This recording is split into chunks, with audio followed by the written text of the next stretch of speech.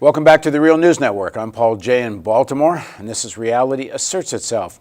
We're beginning a new series of interviews, and this is with a man who's been studying political economy of Israel for many years, although he's rather young for me to say many years, but he has.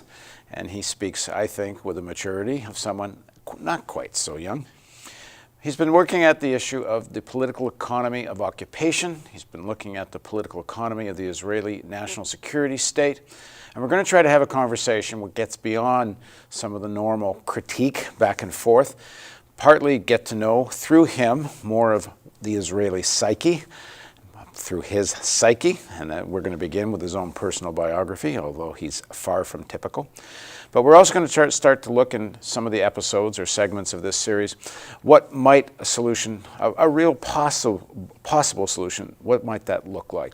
So, without further ado, now joining us in the studio is Shir Hever. He's an economic researcher in the Alternative Information Center, a Palestinian-Israeli organization active in Jerusalem and Beit Sehor. I hope I'm pronouncing that right.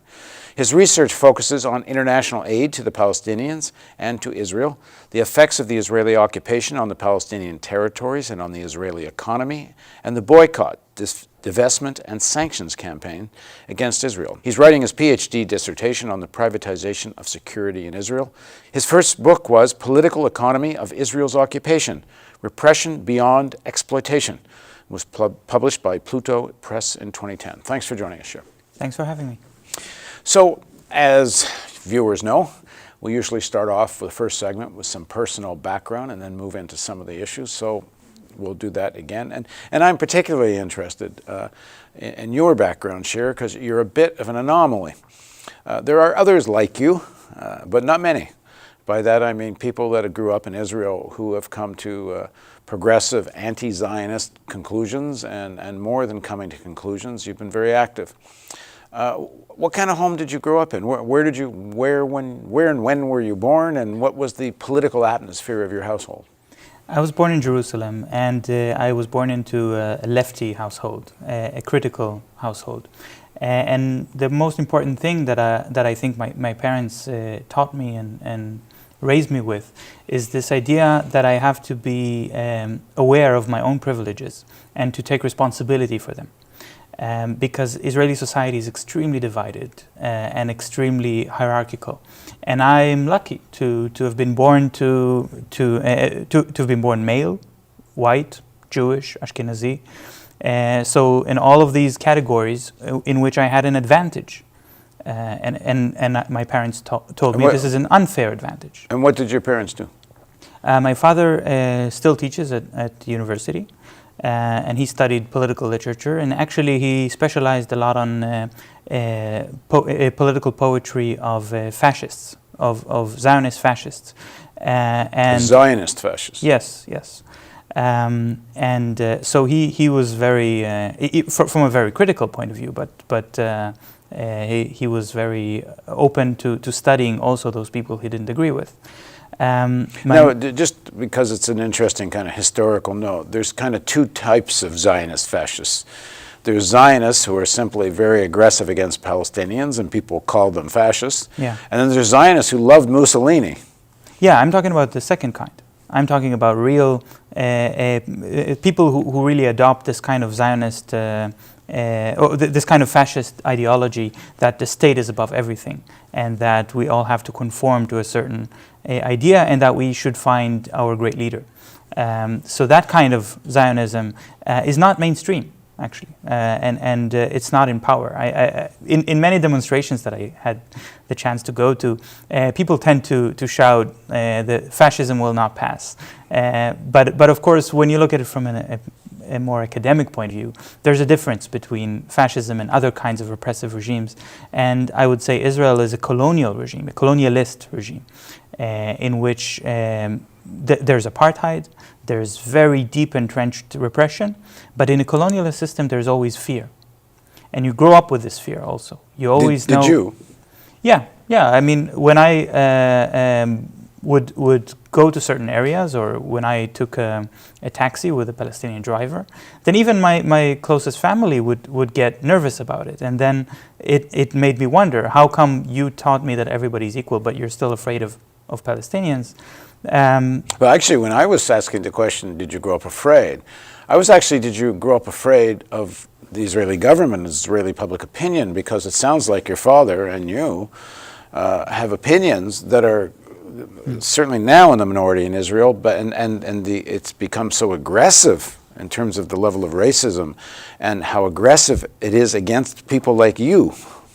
Well, no, it's not aggressive against people like me. That's one of the things that it's very important for me to say, because, like I said, you have to be aware of your privileges.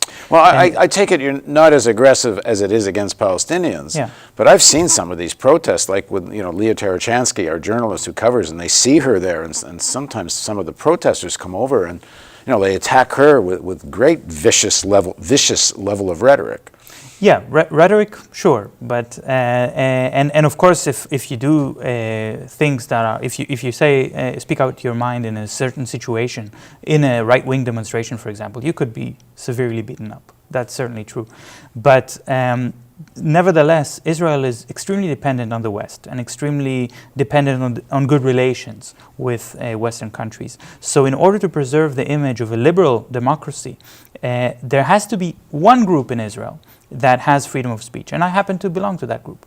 I was able to write what I wanted to write and say what I wanted to say without being harassed by the authorities. That's something that unfortunately Palestinian citizens of Israel are not able to do. And many of my colleagues who don't happen to come from this privileged group are not able to do. So it is liberal democracy for a very small percentage of the population. And this is something is part of your milieu as you grow up, because a lot of this is transmitted from your father to you. Yeah. And yeah. your mother's on the same page? Yes. My mother is a pacifist, and even though she was a government employee, she was very critical of her work during her work in the government. And she comes also from a family of fighters. The family, her father fought in the Palmach, the Israeli terrorist group that helped commit the Nakba. Well, that's actually an interesting question then. Where were your grandparents in all this, and how did they think about your parents' politics, and then yours? Yeah, well, so my close family, my immediate family, they were very supportive of my opinions, and we had many political debates at home, sometimes arguments, but in the end, I think for the outsider, it doesn't seem like we're that much far apart. When you go a little bit further to the extended family, then that's a whole different story. And most of the family on my mother's side stopped speaking with me after I decided not to go to the army. And so, yeah, my mother's parents, who were fighters in the Palmach, they had a completely different worldview and a very Zionist, right-wing perspective, in which they believed that all of these policies against Palestinians were completely justified. And your grandparents, were any of them, when did they come to Israel? Did you have direct family that were killed during World War II? Yeah, so this is actually the interesting intersection of two stories, because my mother's side of the family came to Palestine before the Holocaust, before the Second World War, and participated in the Nakba against Palestinians. And so my father's family came during the 30s or 20s? Yeah, over some time, but yeah. And my father's family came right after the war. They escaped from the Nazis in Poland, and the vast majority of the family in Poland was exterminated by the Nazis. So they escaped to the Soviet Union, where they lived pretty harsh years during the war, and then the family scattered again, and that part of the family that chose to go to Palestine, to Israel, happened to be my side of the family. Just to go back to the side of the family that came during the 20s and the 30s, it's an important note how much, you could say, repression or persecution of Palestinians by Jews that emigrated already was taking place in the 20s and 30s. I've seen newspaper articles and debates that were going on sort of amongst progressive Jews around the world, and I read stories of factories that had been purchased where Jews would take over the factory and fire all the Palestinians. Already the pressure to try to force Palestinians out of the area. That is a concept called Hebrew labor, and it was done very openly and without shame, because there was, at that point of time, no concept that such structural and comprehensive racism against a particular group of people is something that Jews should also be worried about. It wasn't something that was even in people's minds so much, because Palestinians were part of the scenery, part of the background, and not treated as the native inhabitants of Palestine. But it has to be said also that during those fights, it wasn't, even though it was a colonial situation in which Zionists were supported by foreign powers in coming and colonizing Palestine, it wasn't clear if they're going to succeed or not. And it wasn't clear until 1948 whether they would succeed or not. So from the personal stories of these people, they saw themselves as heroes or as overcoming a great adversity, and not as people who had all their options and decided that here's a little piece of land that we want to add to our collection. From their point of view, this was their chance to have their own piece of land. And when looking at the colonial powers, the European colonial powers operating all over the world, they didn't think that what they were doing was so strange or peculiar. Yeah, the idea of being a colonialist was not such a bad thing. In fact, the whole first half of the 20th century, and certainly the early parts, it was considered, that's the way the world is. Yeah, Theodor Herzl, the winners win. The founder of Zionism in many views, said that Zionism, the colonization of Palestine is a colonial question. He actually wrote a letter to Cecil Rhodes to ask him for advice about how to colonize a piece of territory. And they rationalize it that they are a force of the growth of civilization, and they're civilizing uncivilized peoples and such. Yeah. He said the Jewish state would be a beacon for the nations. Sounds like Reagan, they would bring progress to Palestine. All right, let's bring this back to you again. Yeah. So you grow up. Your parents are progressive and are very critical or anti-Zionist themselves. Yes. No. Critical. They were critical, but they were Zionists. Okay. And the shift to I wouldn't say directly to anti-Zionism, but and what we mean by that, and the term, whether you think there should be the state of Israel as a Jewish state, so they believed it should be. Yes, at that point they did. Okay. And during the 90s, there was the Oslo process began. There was a coalition between Yitzhak Rabin from the Labour Party and Meretz, which was the party that they supported. Meretz was the liberal party for human rights, but still a Zionist party. And this coalition started to negotiate with Yasser Arafat and to start the Oslo process, but at the same time they would implement these policies that were just completely undemocratic. For example, to take 400 people who were suspected of being members of the Hamas party without a trial and just deport them. And at that point, my parents had a kind of crisis of faith, and they decided not to support this party anymore. And I would say this is the moment where Zionism was no longer accepted. How old were you? I was in high school. So during these discussions in home, we would talk about these things. And does your thinking evolve along the same lines around the same time? Yeah. And at the same time, I have actually never seen the occupied territory from the inside. I've seen those parts of the occupied territory that have been completely assimilated into Israel, so that you would know. But my parents said, we're not going to go there, we're not going to visit unless Palestinians invite us, because it would mean to use our privilege and come on the bayonets of the Israeli army. So when there's going to be a separate Palestinian state, we will go there as tourists. Now, as even before this moment you describe, you're already not on the same page as much of your extended family, and you're certainly not on the same page as most of Israeli society. Yeah.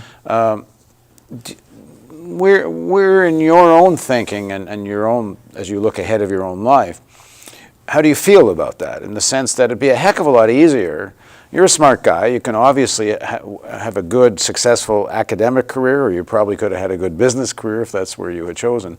Why and where and when do you decide, no, I'm going to commit to this rather than my career?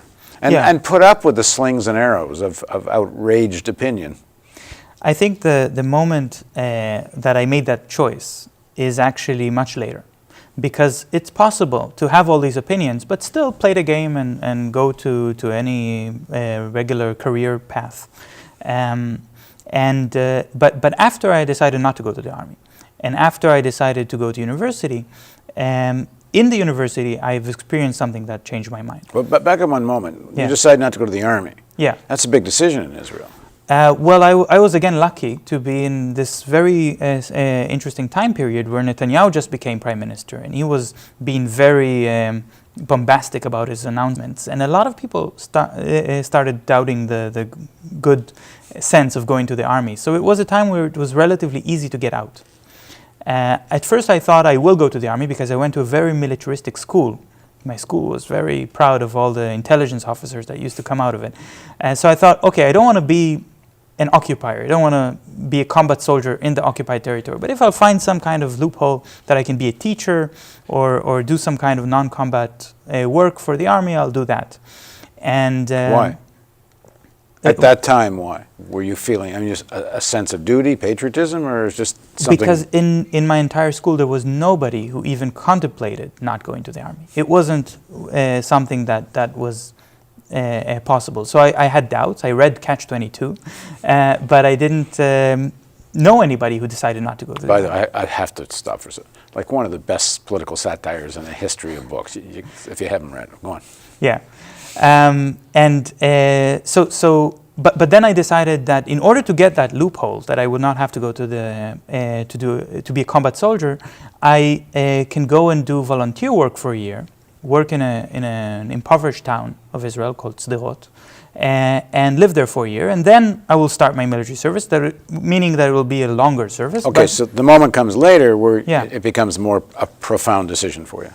Yeah, well, during that year in Sderot, I saw other aspects of the Israeli society, and that's when I decided I'm not going to the army, and instead I'm going to university directly. And and just as I was starting my bachelor's, the Second Intifada started, and there was a group of What students. year were you in? 2000. Well, I was already in my second years of bachelor's, but there was a group of students and professors in Tel Aviv University who decided that they're gonna bring witnesses from the occupied territory to say what's going on during the Intifada, what you don't read in the newspapers.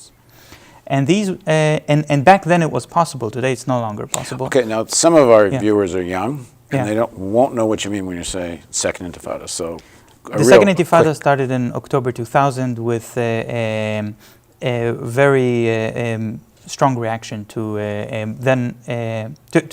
Ariel Sharon, who was an uprising of Palestinians, mostly of youth. Palestinians against the Israeli occupation. After Ariel Sharon went into the Al-Aqsa Mosque in a very provocative and violent gesture. But I also remember from that time that in the news they said, the World Health Organization said that the water in Gaza are not fit for human beings to drink. And then the Second Intifada started about a month later, and I was thinking, well, this cannot be unrelated. It's not just about religion, it's also about economy, it's also about standard of living.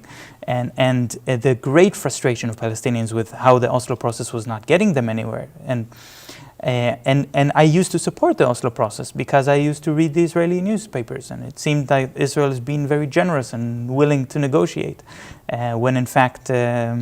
But my mother, I said she was working for the government. She would bring me some documents about the Oslo process, and there I would be able to read about the water allocation and about land allocation, and say, well, this is certainly not a fair kind of negotiation.